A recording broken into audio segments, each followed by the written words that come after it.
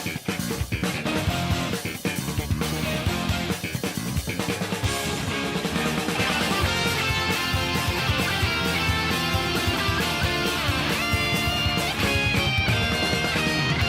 everyone, welcome to episode 6 of EZAnime. I'm Brad Ellis. Who are you? I'm Ben Moore. Hyped. Today we're going to be talking about a little anime called Konosuba, one you brought to my attention. Yeah, Brad, I'm super excited we're doing this. Because we were talking before the show, and Konosuba was just fun. Mm-hmm. There's not really a better way to describe the viewing experience, I think, of Konosuba. It was easy watch. Yeah. That's the kind of thing we were throwing around a lot. Easy watch. Yeah, we've been watching a lot of big series, and even though Steins Gate wasn't that big, it was very intense. It was kind of convoluted, and so Konosuba was just easy to understand. Mindless fun. Yeah. So Ben, what is Konosuba? Right. Yeah, if you have not watched Konosuba, it's pretty easy to summarize. So Konosuba is, there's this main character named Kazuma. He's a shut-in, kind of a loser. Otaku. Right, a NEET. And he's on his way to go pick up a new game. Yeah. And he sees a woman, and he thinks this woman is going to get run over by a truck, and he tries to save her. And he dies, and he thinks that he dies by getting run over by this truck, but it turns out it's a slow-moving tractor, and he dies from shock, so he dies in this really embarrassing way. And he like wets his pants or something too, and he dies, wets and himself. Like everyone laughs at him. Yeah, and so he's in basically this sort of limbo, and there's a goddess there named Aqua, and she's making fun of him. She's acting all high and mighty, and she says, "Hey, I'll reincarnate you in basically a JRPG fantasy world where you can be an adventurer." Yeah, does she give him like a choice of heaven too, or something like that? And she's like, "Oh, that's kind of boring," or something like that. Yeah, I don't remember if there's another choice. I just remember like her kind of saying, "Hey, I can put you here." Yeah. And I can give you an item. Yeah, one item. One item. Take with you, Yeah. Or you like keep your memories too. Right. And I'll give you an item, and he's kind of upset by her attitude, and so he chooses her as his item, dragging her down into this world where they get to be adventurers, and it's just kind of chaos from there because they end up getting like Aqua is horribly incompetent. Her powers are diminished in this mortal world. Kazuma is kind of a sleazy, good-for-nothing. We'll get into him a little bit. And then you've got the other party members that join over time. Yeah. And they have their own very serious flaws. And so that's what it is. It's a comedy. It's a misadventure with these characters. And I know the sort of either like fake fantasy world we're inside of an MMO or we're in a place that's basically like an MMO. I realize that has been done a million times, especially in recent years. But I think Konosuba rises above a lot of that for reasons that we'll get into. But that's kind of a quick and dirty summary of Konosuba. Awesome. Yeah. So, where can people watch Konosuba, Ben? You can watch Konosuba on Crunchyroll. That's where I watched it. Yeah, that's where I watched it. That's pretty much where I watch almost everything. Yeah. So Konosuba was originally a web series. Really? I didn't know that. Originally a web series. Interesting. Then it became a light novel, and then this anime is an adaptation of that light novel. Interesting. Very cool. I don't read light novels. Sure. It's just not a thing. It's just not a thing I can add to my plate. Sure. Not saying that I won't do it eventually, but yeah, I just watched season 1 or 2 of Konosuba. So that's where I'm coming from. That's my perspective on the story. Me too, yeah. And I think you're in the same way. Yeah. Yeah. All right. What's next, Brad? Let's talk about the characters, Ben. Brad, what character do you want to start with out of that core cast? Well, let's start with the first one we meet, Kazuma. Kazuma's not my favorite character, but I think Kazuma's the most important character in the show. Yes. Sometimes he seems like one of the most common sense at points. As bizarre as things get. Yeah. He is. It's weird. Right. Because he's such a fool and idiot too, you know?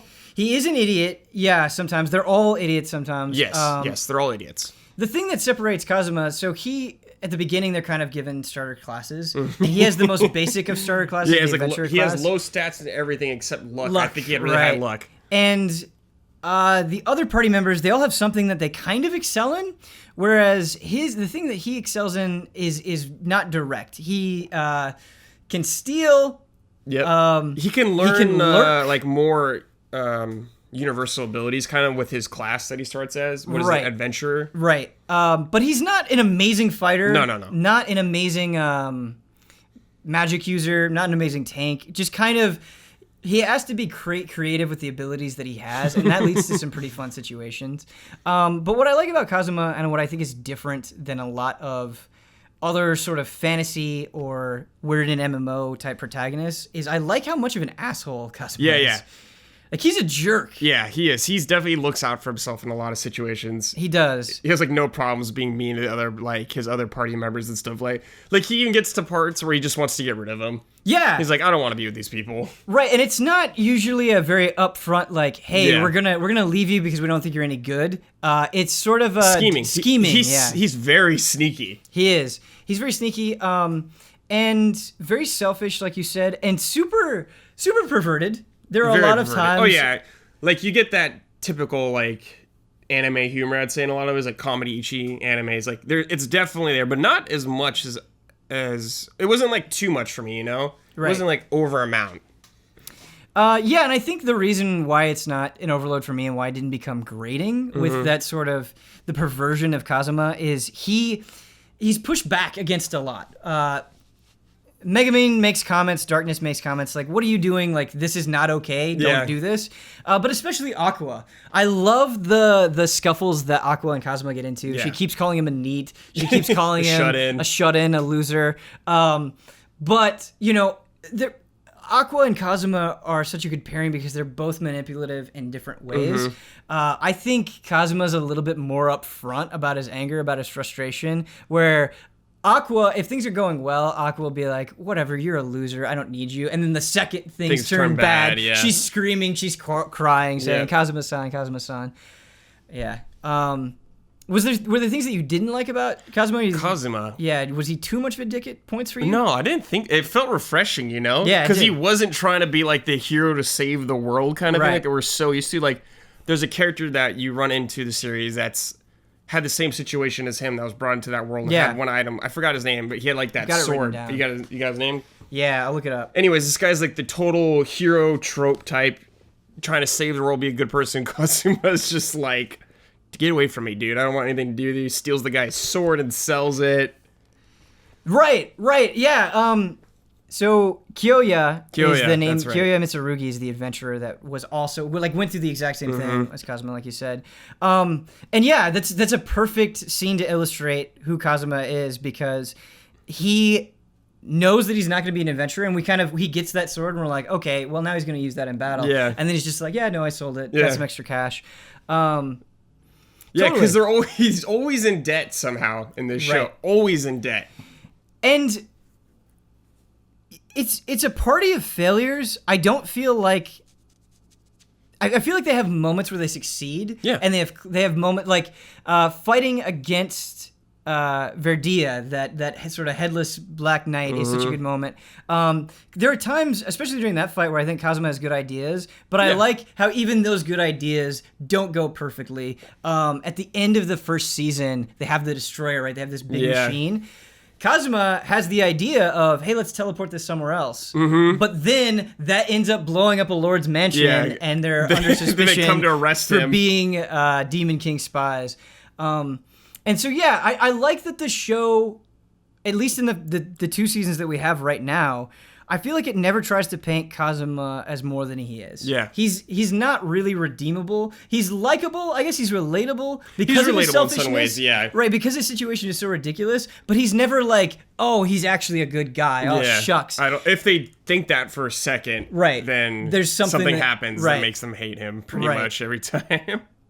But I think, while he definitely has some scumminess about him, I've seen people online refer to him as a douchebag. I don't think he's totally that either. He shows genuine care. I don't think he is completely. Yeah, he shows genuine care for his comrades. Especially when, like, I don't think he's any more of a bad person than anyone else in this universe kind of thing. Sure. We'll get into the other characters in a second, but they're all kind of selfish in their own they all are. ways. But even that genuine care, even when he does, like, risk himself, there's hesitation or there's doubt or there's, like, he almost doesn't do it. He's such a flawed hero kind of thing like that. Right. I want to talk about how Kazuma uses humor as well because I think it's so good.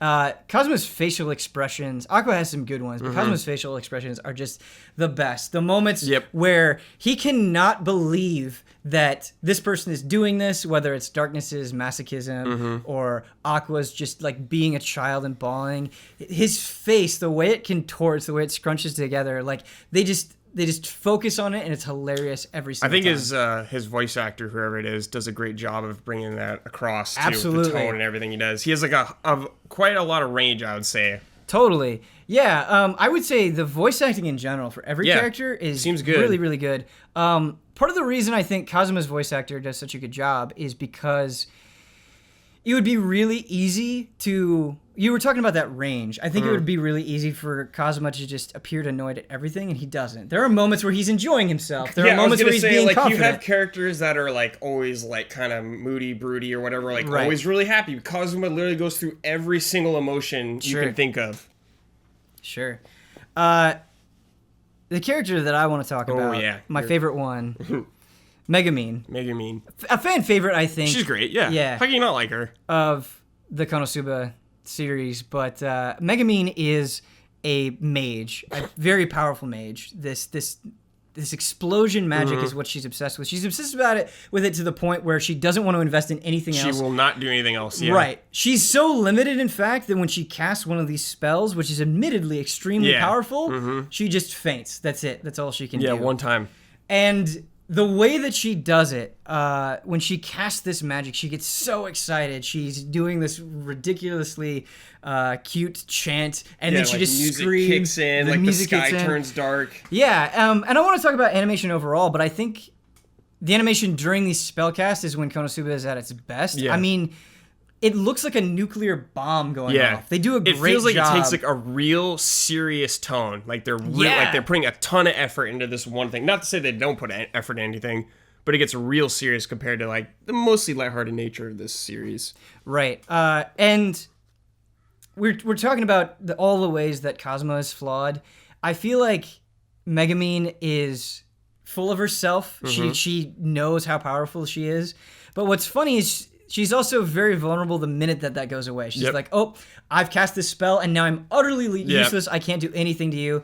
And the moments where she was incapacitated, I think, were some of the funniest in the series for me. There's like the second time that they're fighting these giant frogs, and she's just getting eaten. And she's like, well, I can't do anything, but it's kind of warm in here. Yeah. Please save me. And then a few seconds later, she's like, actually, no. Please help me. Please help me. Yeah. What did you think about Megumin overall? Does she have enough depth for you, Brad? Yeah, I think there's enough depth for the kind of character. Like, I love the moments with just her and Kazuma where they would just go around. Like, they would go day after day after day, and it just show them her just blowing stuff up. Yeah. And him just carrying her around. Right. And they get annoyed with each other a lot. Megumin's very sensitive about her age. Yeah, she's younger and than her physique. And there are definitely times, Kazuma kind of being the person that he is. Yeah, they call it like a lolly and stuff like that. where he'll say things that really get under her skin, but because he's helping her and going to this castle and using the explosion magic, they have some bonding, and it seems genuine, and they're very excited. And it's something I think. Something that season 2 does really well is expanding on the core cast a lot. I think in season 1, the characters don't change too much from how they're presented. It's okay in that first season. It's okay in that initial 10 episodes because their sort of stick is enough. But I like what they do with Megumin specifically in season 2. And they sort of flesh out her backstory. They make you realize that, as a kid, she didn't have any friends. She just really wanted to have some friends, and she was kind of this pathetic person. She's playing chess with herself. And she has this rival that's introduced who is also adorable, Yunyun, who was kind of, in school, always second fiddle to Megumin. Yeah. And she wants to constantly duel Megumin. And Megumin, I think, tries to present it as like, oh, I guess if I have the time, I tries to be overconfident about it. And then she even says, like, I don't really care about winning, but she has a scene after Yunyun kind of runs away where she marks the win in her notebook. And so you realize that Megumin, who's initially presented as this confident character, is confident because she's overcompensating She's for the putting fact up a that she was front lonely. big time, She's too, putting yeah. up a front. And to me, that made her even more adorable and actually relatable. It wasn't just like, okay. Oh, yeah, I mean, yeah, we can all kind of relate to that in some way. For sure. Like, the explosion magic is a good gag, and it's funny, but if that was the only thing that was there, I don't think I would have gotten to the end of season 2 and would have said, hey, Megumin is still my favorite character. Yeah. Is there anything you didn't like about Megumin? Is there any development that you wish could have been better? How did you feel about Yun? I was confused about this one part we were talking before we started filming, where Kazuma dies again. Yeah. And she starts drawing on him like Excalibur. I was like, wait, where did this come from? Right. I don't know. Did I miss something? I just don't. It seemed like it kind of came out of nowhere to me. Right. So Kazuma dies a couple of times throughout the 2 seasons. Yeah. And it's a really good scene with Kazuma because he's like, maybe I don't want to hang out with them. Could I be reincarnated as someone else? Do I even need these fools? Like, they're so terrible. But Aqua, Darkness, and Megumin are trying to get him back. And Aqua's like, hey, Megumin's going to write something on you. Yeah. And she writes, like, Holy Sword Excalibur with an arrow pointing down toward his dick. And at first he's really, really, really upset about it. And they also kind of along the same lines, I think, of what you're talking about. They have a scene in the bath together. Yeah, I was like, does this mean she likes him, or or is she just trying to like embarrass him to get him up or something? Like, it could have been a little both. Sure. It just was kind of unclear to me. There's definitely some sexual tension there. Yes. But I think all the characters. Yeah, with all of the characters for sure. But I think the sexual tension is handled well, and fairly well. It is clear that there are allusions to the fact that these 3 different girls like him, and you're like, oh man, this is just going to be a typical harem anime fantasy kind of thing. But again, Kazuma just keeps doing things that piss them off. And so every time. I feel like they doubt their own attraction to him. And it sort of feels like the thing where these people maybe wouldn't like each other if they just didn't spend so much time together. Yep. And that's what it feels like, yeah. Right. And I mean, I'm sure you've been at a job like that, right? Yeah, where absolutely. it's like, I would never hang out with these people in real life, but I guess we're kind of friends and we're going to do stuff now because we're around together. And I guess overall, that's what I'm trying to get at, is that sexual tension, I mean, between a boy and 3 different girls. Like, you spend enough time together, these awkward situations are going to happen. But I never got the sense that they were like fawning over him in an unconvincing way. No, yeah. I mean, they live in a house together. Right. So it makes sense why they actually live in the house together, which is nice. For sure. We've kind of talked about Aqua a fair bit. Is there anything else you want to say about her? Man. She's super arrogant. She's super arrogant in her abilities. Yeah. She's really good in some because she's like the archpriest class or whatever that everyone's like, everyone loves because she's a healer. I don't know. I see shades of Kazuma in her. Yeah, they're like super similar in a lot of ways. Yeah, there are definitely times where they both hate each other, and it's like you're just being the same person. Yeah, to each other. That's kind of what it feels like. Yeah.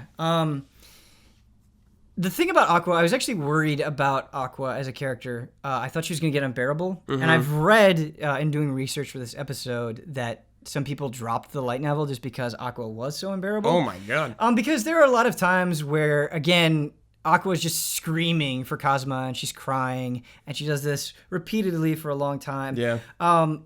But she never got on my nerves for a couple of different reasons. I feel like some of the best visual gags are used with Aqua. When she's crying, a few times they do that pause thing where they treat it like it is a video game and they just flash pause on the screen. And you're like, okay, this is great because I was getting annoyed by Aqua's cries and like you're telling me we know this is annoying. Take a break, yeah. Here's this sort of wink and nod that makes it more bearable. And we're going to get into it a little bit later with like what exactly makes Konosuba so funny, but I think it's because these sort of visual gags that they do with these characters, it sort of makes their traits, their more prominent traits, a little bit more bearable, and I appreciate that. And I think it's what makes Konosuba a better show, and I think it's why it's gotten so much attention, is because it feels like it has enough tricks up its sleeve to keep these quirky characters fresh. Yeah, I never got, like, I don't think I reached a point where I was like, oh my god, Aqua, please stop talking. Yeah. Like, she was annoying to me the way they intended her to be annoying. Mm-hmm. Kind of like whining. Like, when there's one part they're in a dungeon, and there's a bunch of undead attacking them because they're all being drawn to her, and they actually don't find out that till later. Right. Kazuma's like, whatever, I'm getting her. She's acting all high and mighty, and then he just hides. Mm-hmm. She immediately panics and breaks down. Yeah, and it's unlike, well, maybe not unlike Kazuma, but, you know, we were talking about Megumin and that scene where you sort of learn about her childhood. I feel like Aqua has several moments where you're like, oh, you're trying to do the right thing. You messed this up. Do you remember when they meet the Lich? Yes. Who became a witch literally to save the love of his life, and she makes that circle, and that just ends up attracting monsters. There's that. But it's like, you idiot, you want to do this right thing, but you only made it worse. You're trying, but you screwed it up. Right. Whereas I feel like in season 1, especially towards the beginning, those good intentions weren't there as much. Mm-hmm. And I think this is especially true at the end of season 2, where she's sort of among her faithful. And it's great because the people that follow her, she is a goddess. The people that follow her are just as ridiculous and annoying and overbearing as she is. Yep. But she's like, no, they believe in me, and that belief means a lot. And she kind of goes out on a limb for them, and you're like, they're crazy, and this is stupid. Yeah. But I get where you're coming from. And those moments, I think. Well, a big reason why she cares about these believers so much because like her power is based on that. Right. Yeah. Right. That's the thing with Konosuba, like right? A selfic reason. Totally. With a lot of these characters. Totally. It's not 100% pure, and she's doing it for her own vanity, right? She can't bear the thought. Vain, yeah.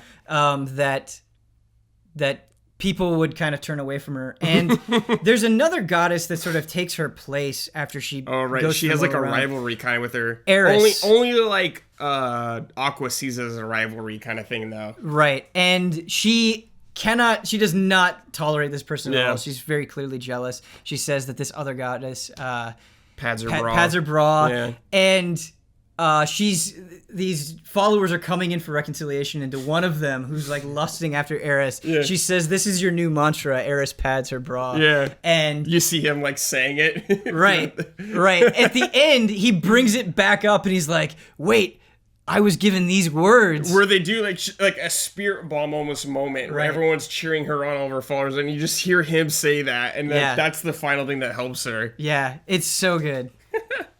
Yeah, Aqua's all right. Let's talk about... Aqua's all right. Yeah, Aqua's all right. Aqua's all right. I don't hate you, Aqua. I was worried that I was going to, but you're pretty funny. Yeah, I don't hate her. Darkness, or Dustiness Ford Lalatia. Yeah, her real name. Yeah, her noble name. Noble name, yeah. That's what I was looking for. Who's Darkness? Darkness is, what do they call her? Crusader is her class. Crusader, yeah. So she's a total, like, woman, or her job in that universe is to be like the kind of tank thing, take the hits, right, help your fellow allies out, like that. Few problems though with her being this crusader. Yeah. The first one is she cannot hit anything with her weapon. She misses all the time, no matter what. Always missing. Except for those little dolls that explode. Yeah, she eventually gets a few hits in, but nothing that. She's pretty worthless at hitting things. Like when I think like. She's pretty flawed, then I think about everyone else in the party. I'm like, oh, well, they're all just flawed characters. But she has one quirk about her. She has a fetish for getting beat up and treated badly, I would say. Mm-hmm. So she gets in scenarios where she's going to like take a hit. She always puts herself out there because she secretly wants to get hit. And she's standing out there like turning red, starting to get turned on, everything like that. Everyone's like, stop being such a pervert the whole time. Right. Yeah, she's an extreme masochist. Oh my god, like insane amount. That's why she wants to be an adventurer, so she can take pain for people. Yeah, she fantasizes about getting caught by like the demon lord and stuff like that, and getting tortured and everything. And it's not just physical violence; it's verbal abuse as well. She gets like she dreams of like, oh, Kazuma's such a scumbag now. I wonder what kind of a scumbag he'll be in a bit of time. Like maybe he'll be even nastier to me. There's a part in this series where she's supposed to marry this rich noble guy who's like super nice really like a good looking guy, just a good person. Yeah. And she's like, I don't want that. I want someone that looks at me like bad, like Kazuma lusting after me and stuff like that. And every situation they're in, when they encounter a monster or a group of monsters, she's like always like, hey, let me do the thing that where I'll take the most damage. Putting up like a front, like trying to be like a noble front. Trying to be noble. And yeah, a good example of that is they have to escape from basically these like ostrich-like creatures, and they're escaping on a wagon, and she's like, hey, just tie me up and drag me behind the wagon. And they're going so fast, and she's just getting hurt, the hell beat out of her. Armor's breaking. Right. She's loving it. And she's loving it. She's just got this big dumb grin on her face. And that quirk, I think, is important to the show because it provides balance, right?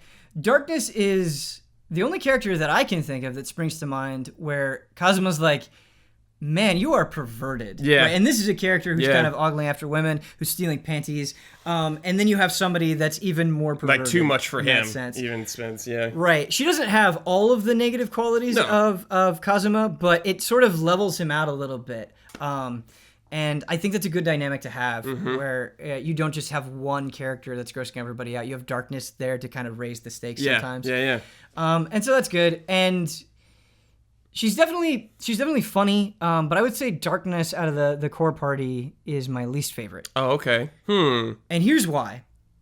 It's a good bit. Yeah. But I feel like there were a lot of scenes where it's like, okay, Darkness just wants pain. How they're presenting it is exactly how they presented it before. I just felt like they were kind of doing the same thing over and over and over again. I felt with the other character flaws, there was a bit more of a wrinkle, and I just kind of got sick of Darkness droning on about like how much she would love it. It just didn't it just felt a little bit monotone after a while. Yeah. I mean, I feel like they give the other characters a little more development than her. Right. Hopefully they improve upon that. I mean, they do give her some more in season 2 especially.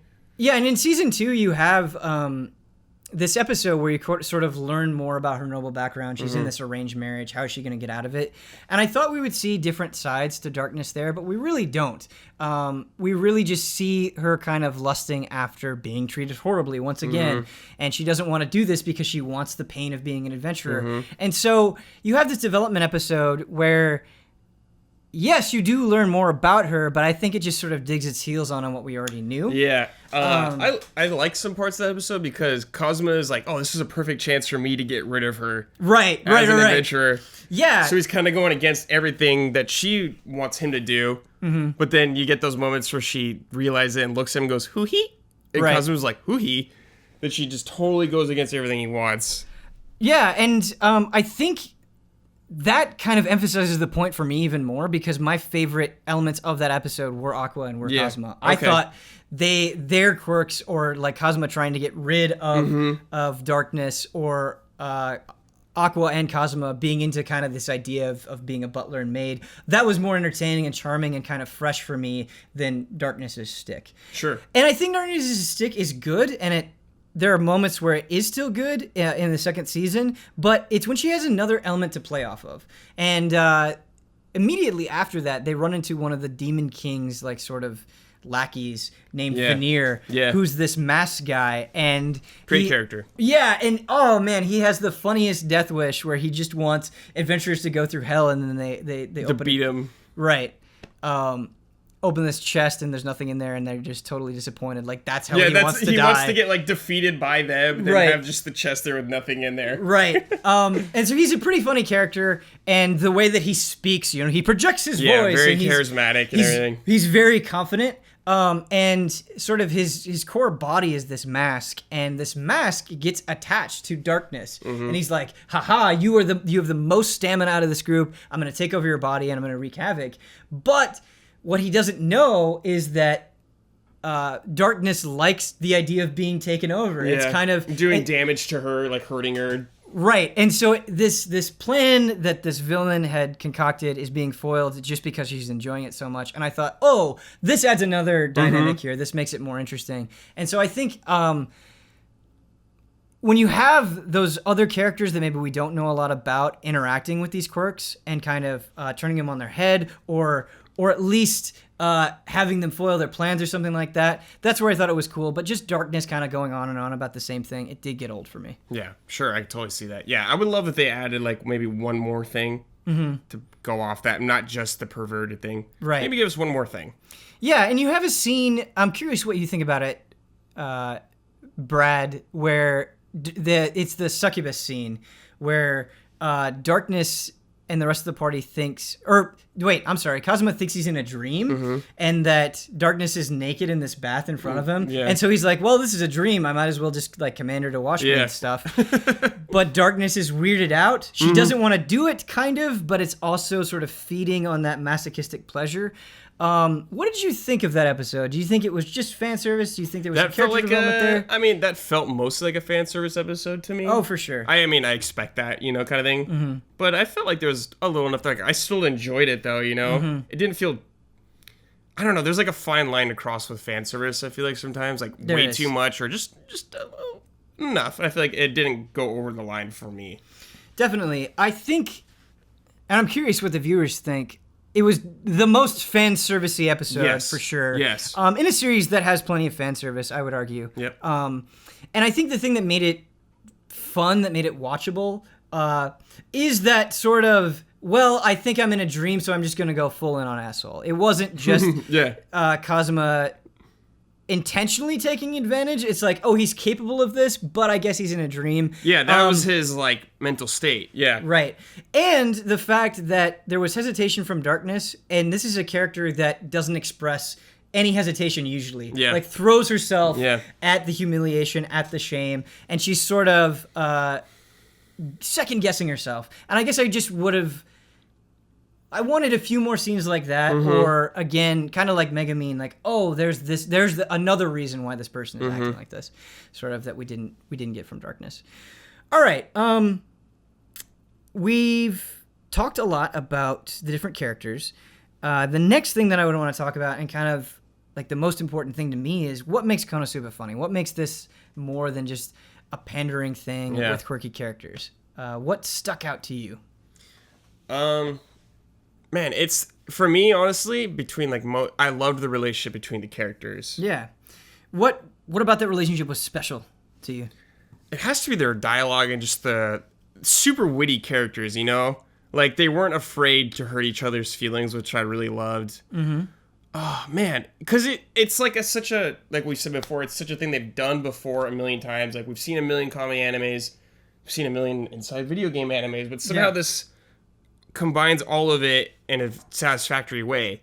Like, I love the idea that there is the comedy when they're trying to do, like, they take certain jobs and stuff like that. Right. Like the toads. Like, how many times do they try to kill the toads?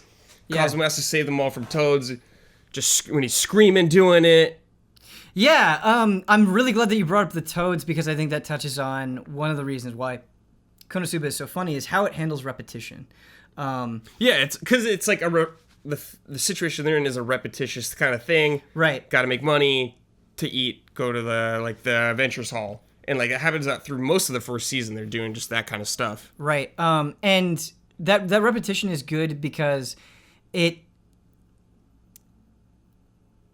goes beyond establishing something, but it doesn't go too far that it becomes tired, except I would argue in the case of Darkness's masochism. And the Toads specifically, when they fight them early on, it's like, okay, they're beginning adventurers. They don't know what they're doing. There's some clear hesitation there. Then in the second season, when they're fighting the Toads, it's like, oh, this is going to be easy. We're going to be able to do this. And then you see Aqua once again in the mouth of a toad. Megumin once again in the mouth of a toad, covered in slime.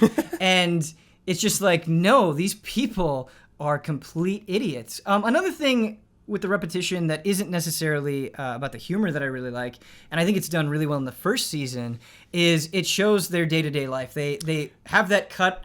Yeah, it shows them working and stuff. The bathing where they take the bucket of water and pour it over their head. Them like drinking at the Adventurers Guild or whatever. Then like Aqua puking outside from drinking too much. She's like puking out rainbows or something too. Yeah, and it's just sort of this short, simple way of... It's a montage. Yeah, it's a montage, but it's again that repetition. It makes it feel like, oh, they're actually living in this world. They have to do these mundane seasons pass things. And all that stuff. Right. And their lives are not glorious. They're not only shuffled from one crazy situation to the next. Like they've got to eat, they've got to sleep, and I like that it spends enough time kind of establishing that. And, they focus on that a lot for sure. Like in situations like we need money to eat or we have nowhere to live. Right. And it just kind of gives a little bit better sense of world, I think. Mm-hmm. And while these characters are definitely some of the most ridiculous in that world, I like that. Sometimes they're running into other adventurers, and sometimes it's the same adventurers. And when they go to the tavern to drink, when they go to the guild hall, they're running into the same people who are doing their own things. Yeah. And that's good. It's not only like these characters keep coming up, and they're not necessarily immediately relevant to the plot, but it just makes it feel like, oh, this is a place where these aren't the only adventurers. These aren't the only people who can fix this. There's plenty of them out there. Yeah. Another thing that I like about the humor is this sort of cause and effect relationship that is present where something will happen and then it will make that situation even worse. We talked about Aqua using the purification circle. Yeah. That brought Veneer and that whole storyline into play, and I think that's really cool because it makes Aqua seem even dumber, and that's funny. Yeah. But it's not just like, okay, here's this character, and like, imagine if Veneer just showed up, right?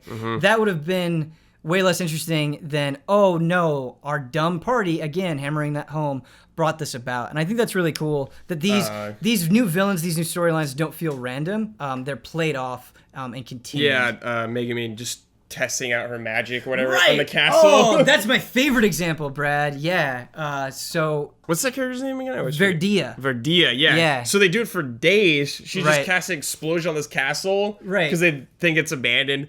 And this guy who's like a demon lord's servant finally comes down. He's like, who's blowing up my castle the whole time? Right. And this character, right, this guy in big armor, you'd think that he's just this terror. And he's like, no, just leave my castle alone. Don't do this. He's like, I'm not doing anything to you guys.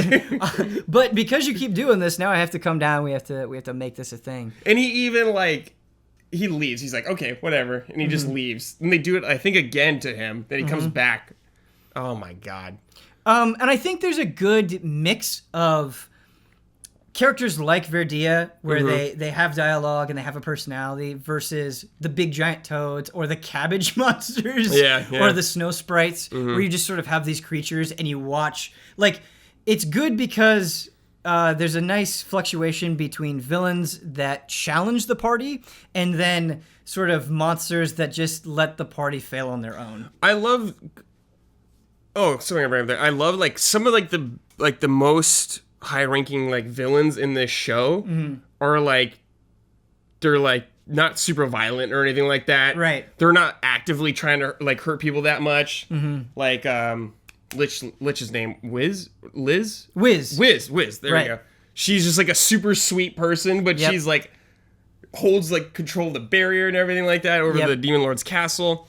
They just do weird, goofy things when they're not trying to cause havoc all the time. She runs a shop and just sells stuff because she likes it so much. Right. And the longer that she's in business, the more money that she loses. And she's just she's like, okay, I just care about my friends. Yeah. Right.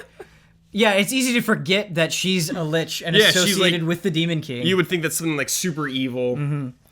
I saw this statement several times online, and I thought it was just so true, and I don't know if you heard this, Brad, where what's funny about Konosuba... I didn't see anything on the outside world. I was completely in a box. Just so watching I have no Konosuba. idea the outside perspective This of the this really struck a chord with me, and it is that Konosuba is like a bad/good drunken D&D group.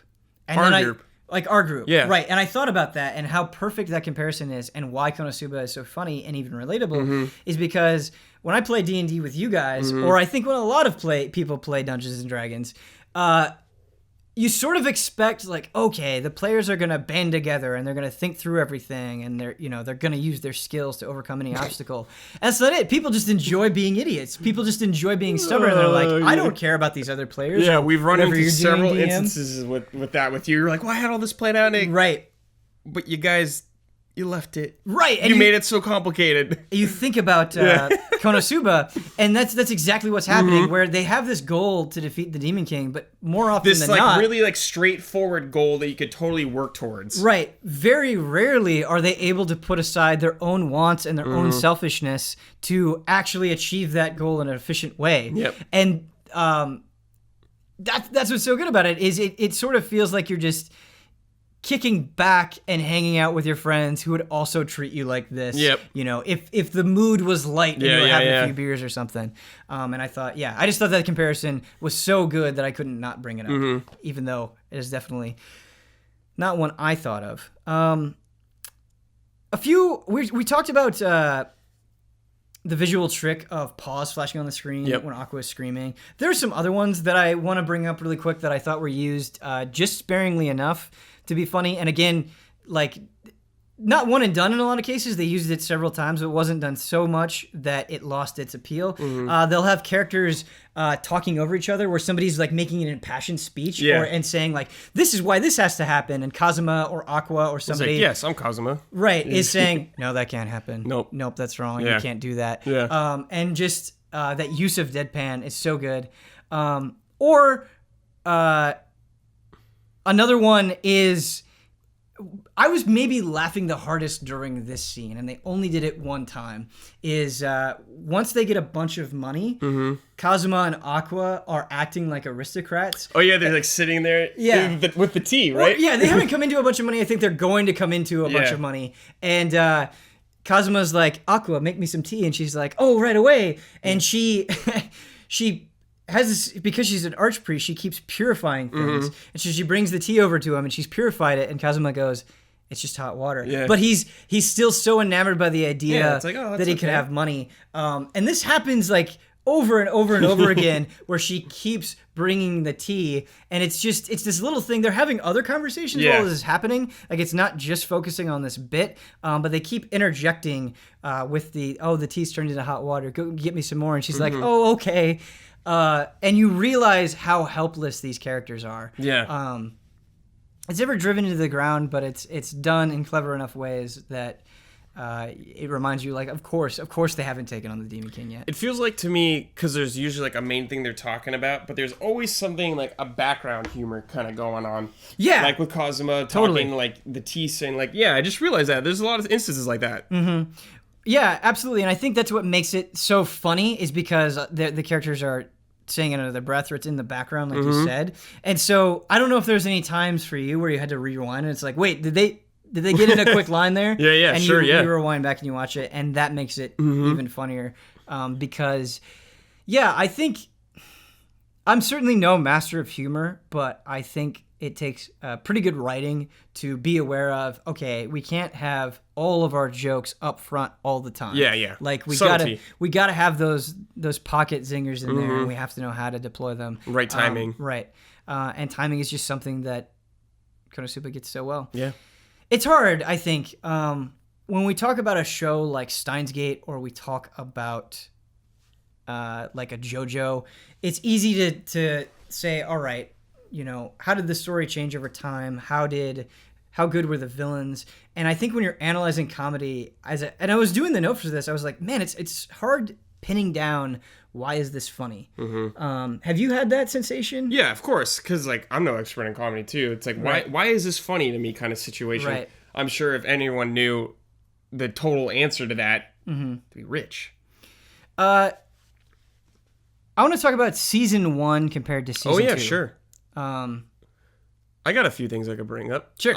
One thing. Okay, so this was each season is 10 episodes.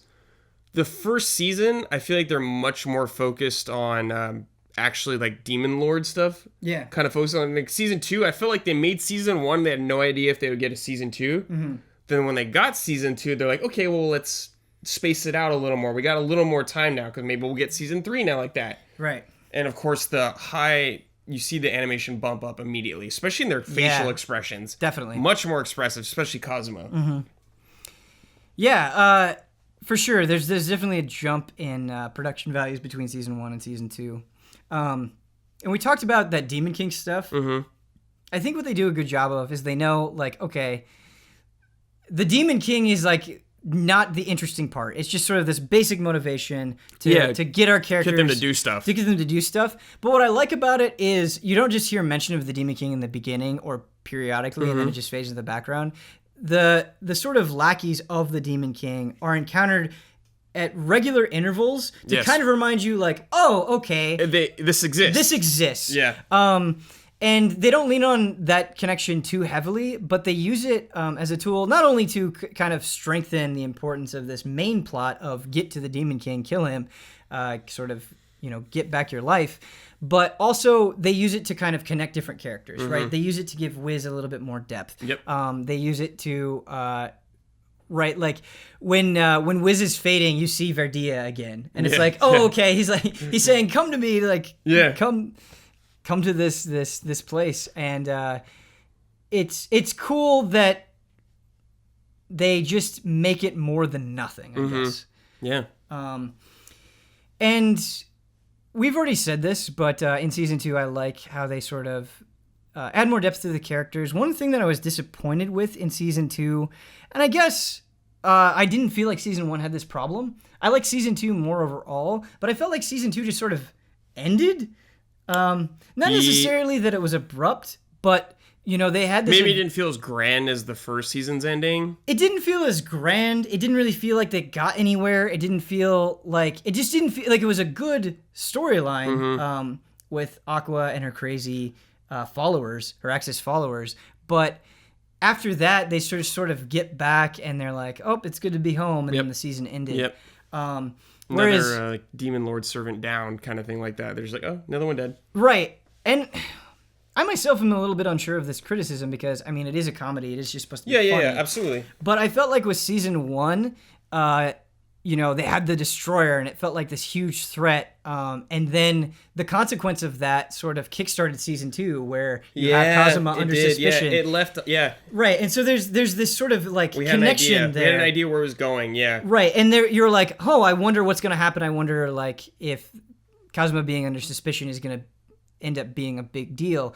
And that was something that they resolved, and he ended up not being under suspicion. He ended up getting like a lot of money for the work that he did. But I feel like, if there is a season 3, I'm not sure what that thing is. I'm not sure what that threat is to carry. I think it's just going to like start from a new kind of thing like that. Sure. But I was worried because I feel like this is a show, right, that relies so much on its humor that if you don't have that thing to kind of kickstart things or kind of to stir the pot, as it were, that's when you run the risk of things getting stale. Because it's like, what is he going to get? Like, they're going to get like a letter next season. Sure. They have to do something kind of thing like that. Like, I prefer much more, like you said, like how they introduced season 1 to season 2. Did you have anything else that you didn't either like in season 1 or season 2, or you thought like points of comparison for season 1 and season 2? What I didn't like about them? Man, I don't know. I love when they do like actual adventuring stuff a lot. So like season 2, I feel like they did a decent amount, like where they go into the dungeon and stuff like that. They're out killing monsters a lot. Right. Maybe I would just like maybe a little more of that in the show. Actually feeling like adventurers. Sure. What do you think contributes to the fact that they don't feel like adventurers enough? Because I feel like, well, they're not doing adventurous stuff a lot. Like they're usually at that one town or city called Axel. That's where like most of the entire series takes place. Sure. Only at the end of season 2 did they really like leave kind of thing for like 2 episodes. Definitely. Do you think that's part of the problem is they're just not moving around enough? Maybe right now. But it's like it's such like a nitpicky thing for me because I do like this show. I'm trying to think like, well, what could they do that I would like more? Sure. It's not a huge deal yet, but maybe if season 3's like that too. Yeah. They don't make kind of any more progress. I want to see more of the world. Definitely. Brad, I'm actually going to totally back you up on that because, not that Axel didn't have crazy characters in it, but I felt like in this town, it was very obvious that, like, okay, this party is the most dysfunctional. Yeah. But when they went to this place, these Aqua worshippers, everybody was insane. Yep. And it was kind of nice being in a place where seeing like a new culture outside of this. Right. Yeah. And this mob of people is like freaking these kind of weirdos out. Yeah. And so more of that I think is good. And just changes of scenery for sure I think would be good. I think the show does an okay job of that. I mean, you have sort of the succubus stuff in season 1. Yep. You have the winter where they're all dressed differently, and you have the winter shogun and all that stuff. And so I don't think it always looks the same, but that's like 2 episodes out of 10. Sure. You know what I mean? Especially in a world that they could do so much with. Mm-hmm.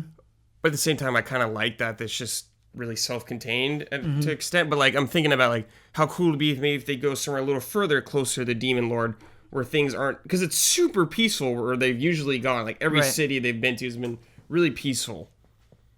I think 10 episodes is not enough for a season. Maybe, in the show, and I don't think it necessarily needs a lot more. Maybe 12. Maybe 12 or 13 for sure. And I was trying to think, like, why do I feel like it's too short? And I definitely saw that other people complained that it was too short, but I was like, why do I feel that way? And I think maybe the reason I feel that way is because of what we were talking about earlier, where it felt like, hey, we resolved this situation, but we didn't sort of set up the next storyline. Yeah. Maybe they don't even know if there is going to be a next storyline. Yeah, that's what I'm kind of thinking maybe with the development of this series. And it's hard because I feel like most of these conflicts are resolved in an episode or an episode and a half, basically. Yeah. And I like that. I like that it keeps refreshing the situation and we're not stuck on the same thing. Mm-hmm. Like, I don't think Verdia would have been as funny if it was like the primary big battle was drug out over like 4 episodes or 5 episodes. Totally. And so I do think that changing things up is important, but I have to wonder if like maybe there was one thing in a season that we extended a little bit. Like the Destroyer stuff,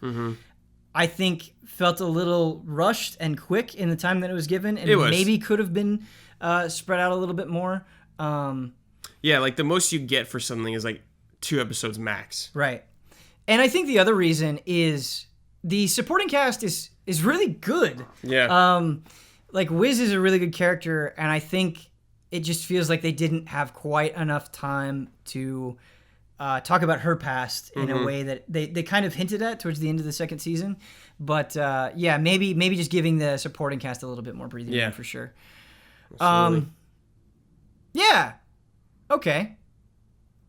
Those are our criticisms about Konosuba. Is there anything else you want to say? Pretty light criticism. Yeah, pretty light criticism. How do you feel about it overall? I thoroughly enjoyed this show, man. Mm-hmm. It's just carefree. Yeah. Like, it was relaxing watching this show. Like, I could just sit back and not have to, like, think about it too much or, like, try to remember, like, especially coming from Steins Gate. And I'm not knocking Steins Gate in any of those, so they're just really different. Yeah. It was just the perfect palate cleanser from like Steins Gate. Just like super easy, fun, low stakes for me, kind of thing like that. If in a hypothetical world, Konosuba season 3 gets announced, and they give it a release date, are you there day one? Yeah, I'll be there day one. Okay. Yeah. All right. Hell yeah. It's not like a series where I'm like, I need to binge watch all this. Right. To get that one huge long arc, because like we said, usually they resolve stuff in one episode. Fine, kind of feel standalone as it is. Yeah, and I complained about maybe developing things a little bit further and maybe making the central conflicts, or not the central conflicts, the big conflicts, kind of maybe be a little bit more extended. But at the same time, you're totally right that it felt satisfying to just watch one episode and then take a break. Maybe have like more 2-parter or 3-parter episodes or something like that. Sure. Brad, we've never done this before. Oh. But if you were to give Konosuba a rating 1 to 10, no decimals, what would it be? 8. I would give it an 8 too. 8. Yeah. Real solid.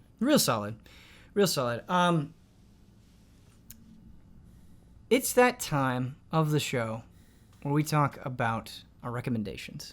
I'm throwing you a curveball, dude. You're throwing me a curveball? New recommendation than what I told you before. Oh, man. Okay. I thought of it during this, and I was like, have I not talked about this yet? Sure. Give it to me. Talking about a little series, pretty well-known, called Death Note. Oh, wow. All right. Cool. So Death Note is about a story about a man, I guess, or a kid named Light Yagami who finds a book that falls from the sky. Mm-hmm. And this book allows... The ability of this book is anyone's name you write in it will die. you could specify how they die, and if you don't specify, they'll just get a heart attack, I believe. Mm-hmm. So it's this kid, and he's like, this is lame, stupid kind of thing, I don't believe this, and one day he curiously tries it on someone, kills the person, then he starts getting, they develop in like a super rad way because they pace it out real nicely about him using this notebook, and he slowly starts seeing himself as like a god kind of thing like that. Mm-hmm. Then he gets a challenge from someone, a rival, and I don't, like, this rivalry between these two characters was like one of my favorite like rivalries I've seen in anything. What is it about their rivalry that you like so much? Because these two characters are geniuses on their own levels, and like the series is like a total mind games series. Not necessarily like, rarely does it come to physical altercations in this thing. Right. It's all about outsmarting your opponent. Yeah, absolutely. I just think in anything, if it's done well, it's always more interesting to watch people outthink each other. Because like some of the things that are executed, like we don't even think about, and how they execute it is so shocking. Sometimes you're like, "What? That's awesome!" Yeah, you have these situations where it's like, Light says, "All right, I do this," and then L's like, "But I'm one step ahead of you." And then Light is like, "Oh, I thought of that thing that you were going to think in response to my It goes down a lot of rabbit holes like that are really fun. Brad, if I'm somebody that it's like, oh man. I'm looking for a new anime to watch, but hasn't everybody seen Death Note? Why should I watch Death Note over everything else? Isn't that played out? I'd be like, I wouldn't worry about a status thing. Sure. Especially, that's my kind of stance on like animes. I don't care if it's been popular or people like it. Yeah. If I think I would like if it has such a high following, it must be a good show. Sure. Like anything that gets popular, you're gonna get people like, oh, that sucks, kind of thing. Right. But I would try it out for sure. And it's good. It's real good. It's fun to watch. It's real good. It's real fun. Good read, too. I read it first before I watched it. I have to ask, how do you feel about the upcoming Netflix adaptation? I haven't even seen the trailer, dude. Okay. So is that like an accurate gauge of my interest, I guess? Sure. Yeah, I think it is an accurate gauge. I'm just like, You just have no faith, it sounds like. It's not even that. It's just, I don't even care. Sure. I don't care. I guess for me, not to... You know what? Maybe there is a bit of no. Is it a miniseries or a movie? Because they've done movies before. It's a miniseries, I believe. Okay, because like the story, there's a lot in this story. You know, kind of thing. I don't know if they can get across all of those points that I love so much about it inside of a miniseries. Yeah, it's just for me, I guess, and I'd like to hear some counterexamples to this. Is like, if I love an animated series, or if I love a real life regular ass TV show, I don't necessarily need it to be the inverse of that thing. Like I've never said to myself, oh my god, I love this anime. I need real people to do this stuff. Right. And I think that's kind of the beauty of anime is because you have more control over how things look, you can go a little bit harder on expressions and just the absurdity. Things that wouldn't translate as well into like a live action thing. Right. I mean, how many anime live adaptations have you seen where it's like, oh, that looks wrong or awkward or weird? Dragon Ball, the movie. Right. Dragon Ball, Attack on Titan, Evolution. Assassination Classroom, like all of these adaptations are just awkward. And I feel like even if it's done well, it usually comes so much later after the fact. Like, I've never seen it be done better. And I was gonna say, like, I don't think it's ever been better than the original material. Right, and so it just sort of feels like even if it's good, it's unnecessary. Oh man, but that's such a tricky thing because it's like, it seems like the case with almost everything. What do you mean by like a movie being better than the source material often? Like video game movies are always worse than the video game. Sure, I guess the counter argument that you're making me think of is right. There are a lot of movies based on books, and many times people. Have you heard say the book's better? Right, but a lot of people don't have the desire or the time to read where they can make an effort to see a feature film, and I guess that's true. I guess that's true with anime as well. You know, even watching 25 episodes of something is asking a lot more than watching. Oh yeah, a feature film. Like an hour and a half movie, yeah. But in my opinion, and maybe this isn't fair, there are a lot of good movies adapted from books. There are many things that we can point to. Of course there are. There's really great, like all the Harry Potter movies I think are great. Lord of the Rings movies. What real life anime adaptation do you know of where you're like, this is excellent. I recommend that everybody see I'm in a this. very select camp with this, along with me and Michael Hubert. Okay. Very unpopular opinion, but me and Mike Hubert love the Speed Racer movie. Okay, sure. I love that movie. It's stupid. Definitely. It's fun. But that's what Speed Racer is to me. Okay. Even though there's some semi-serious moments in it. But it's different and fun, and I like it. Cool. But yes, it's a very rare occasion that actually happens. My recommendation is something that I just started. I'm reading the manga. I actually checked it out from the library. Reading Bakuman. And what Bakuman is about is it's about a pair of kids who want to become manga artists. Mm-hmm. Oh, dude. It just clicked in my head. I used to read this way back in the day. Yeah. I love this. This is great. It's interesting so far. Again, I'm just at the beginning of the story, but here are the things that I like about it. I like that the main hero is a little bit of a pessimist. Yep. At least at the beginning, he doesn't immediately jump and is like, "Hey, yeah, let's totally be manga artists. This will work." Bakuman, I feel like, takes a very realistic approach to this dream, where this kid, the reason he's pessimistic is because he had an uncle who was like, man, this is a lot of work. Mm-hmm. And I feel like it offers good insight to what actually creating manga is like. That's what I loved about it. Because I wasn't super familiar with the process at the time of how it's made. Yeah, they're talking about reader polls and how that determines whether a manga lives or dies, and they're making constant comparisons like, hey, because of the declining birth rate, is it even possible to make something like Dragon Ball Z or One Piece anymore? And I think it's coming from a place of knowledge, and I think that knowledge enriches this story in a really cool way, and I'm excited to continue it. I'm liking it even more than I thought I would. It's good, dude. Yeah, it's real good. It is good. I'm a little bit worried about the love interest right now. We'll see how that plays out. But yeah, that's my recommendation. Cool. I think that's it, man. Yeah, I think that's it. So episode 6. Episode 6.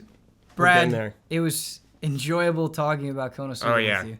Love Konosuba. We should probably tell our people watching is if you are a $1 and up patron, where you can find us on easyallies.com/Patreon. If you like shows like this, if you like the other things that we do, please consider supporting us. It allows us to continue doing these things.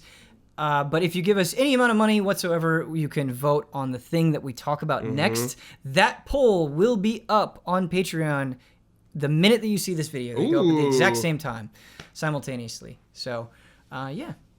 Cool. Thanks for being here, Ben. Thanks for having me. Thanks for watching or listening, everybody. Appreciate it. Mm-hmm. Ben, who are we?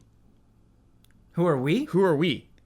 Who are we as human beings? Who are we as life on this earth? Who are we as Easy Allies? Who are we as Easy Allies, Ben? What's Easy Allies? Easy Allies is a collection of people that talk about video games, anime, movies, anything under the sun. Literally anything, it seems like. Primarily video games. Yeah, mostly video games. That's our best area of expertise. Yeah. But because of you guys, we've been able to branch out and do stuff like this. And, I know we're not anime experts. I know we're not, like a lot of you out there get frustrated with us sometimes at our lack of knowledge. And I think that's fair. I think that's understandable. But, I feel like because of this show, we've been able to learn more. I hope we're getting better with how we talk about things, and we definitely do take your criticism into account, and we want to learn more. If there's knowledge that we don't have that you have, tell us, and we'll try to incorporate it and implement it as much as possible, because at the end of the day, we just like anime. And we want to share that, share our thoughts, share this hobby with you guys, and hope you appreciate it. Great. You could support us. Did you say this on patreon.com? I did. Okay, it's all right. I'm freaking out. It's okay. Play it twice. Yep. But thanks for watching, everybody.